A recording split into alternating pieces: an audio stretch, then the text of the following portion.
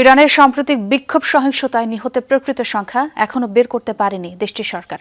ঢাকা নিযুক্ত ইরানের রাষ্ট্রদূত জালিল রাহিমি জাহানাবাদীর অভিযোগ, যুক্তরাষ্ট্র ও ইসরায়েলের গোয়েন্দা সংস্থা এর সাথে সরাসরি জড়িত। মার্কিন স্যাটেলাইট ব্যবহার করে ইরানকে ধ্বংস করাই ছিল উদ্দেশ্য, দাবি রাষ্ট্রদূতের। পরিস্থিতি এখন স্বাভাবিক উল্লেখ করে রাষ্ট্রদূতের দাবি, হিজাবের জন্য ইরানে কোনো নারীকে হয়রানি করা হয় না। ডেন্টিস্টের পরামর্শ নাও নতুন কোলগেট অ্যাক্টিভ সল্ট। গেল বছরের শেষ দিকে তেহরান সহ ইরান জুড়ে ছড়িয়ে পড়ে সরকার বিরোধী ব্যাপক বিক্ষোভ। তার জেরে তীব্র সহিংসতা, হতাহত হাজার হাজার, 2 থেকে 12,000 মানুষ নিহতের খবর বেরিয়েছে বিভিন্ন গণমাধ্যমে।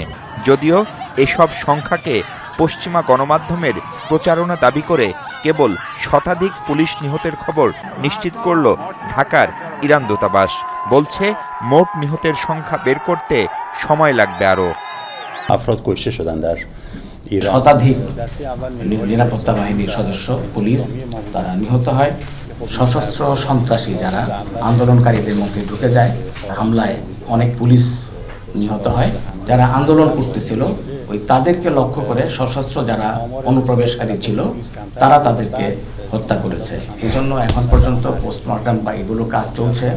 এখনো সরকারিভাবে কতজন নিহত হয়েছে সেটার কোনো পরিসংখ্যান এখন পর্যন্ত ঘোষিত হয়নি। এটা যে কেবল সরকার বিরোধী বিক্ষোভ ছিল না তা জানিয়ে ইরানি রাষ্ট্রদূত বলছেন, ইন্ধন ছিল পশ্চিমাদের, আর নেপথ্যে ছিল তেল গ্যাস জ্বালানির পাশাপাশি ইরানের নিয়ন্ত্রণ। তবে এ দফায়ও ইরান তা প্রতিহত করতে পেরেছে বলে দাবি তাঁর।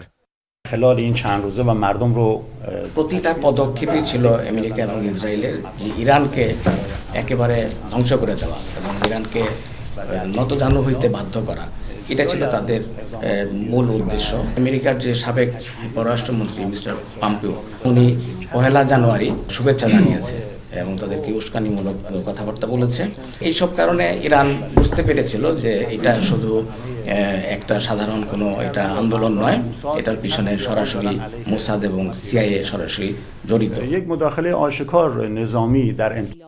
ইরানের গোয়েন্দা ব্যর্থতার দায় স্বীকার করে পরিস্থিতি এখন স্বাভাবিক বলে জানান রাষ্ট্রদূত। বলেন, মার্কিন স্যাটেলাইট পাঠিয়ে জনগণকে উত্তেজিত করা হয়েছিল তখন। আশা, দ্রুতই স্বাভাবিক হবে দেশটির ইন্টারনেট। আমাদের যুদ্ধটা শুধু মোসাদ বা সিআইএর বিরুদ্ধে না, টোটালি ওয়েস্টার্ন ব্লকের সাথে আমাদের একটা সমস্যা যাচ্ছে। আমরা গত 12 দিনের যে যুদ্ধ ছিল ইসরায়েলের সাথে, সেখানে আমরা আমাদের যে সক্ষমতা আমরা সেটা প্রমাণ করেছি। ইন্টেলিজেন্স ফেলিউরের যেটা কথা বললেন, যে এটা বিভিন্ন দেশেই এই ধরনের ঘটনা ঘটে। যখন বাইরের একটা ইনফ্লুয়েন্স থাকে তখন এই ধরনের ঘটনা ঘটে। বাংলাদেশকে গুরুত্বপূর্ণ অংশীদার উল্লেখ করে এদেশের নির্বাচন বা জুলাই গণ অভ্যুত্থানকে অভ্যন্তরীণ বিষয় বলে উল্লেখ করেন তিনি। সাংবাদিকদের এসব নিয়ে প্রশ্নের জবাবও দেননি জালিল রাহিমি। মাহফুজ মিশু, যমুনা নিউজ, ঢাকা।